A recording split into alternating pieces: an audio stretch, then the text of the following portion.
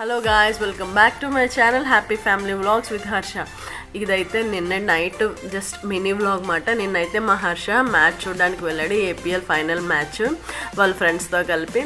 So వాడైతే అటు వెళ్ళిపోయాడు కాబట్టి నేను మా హస్బెండ్ అంటే ఇంక ఇంట్లో ఏం చేయలేక బయటకైతే వచ్చేసాం అన్నమాట. ఇదైతే మీటింగ్ రెస్టారెంట్ విశాలాక్షి నగర్లో ఉందన్నమాట. ఇక్కడ ఫుడ్ అయితే చాలా బాగుంటుందండి.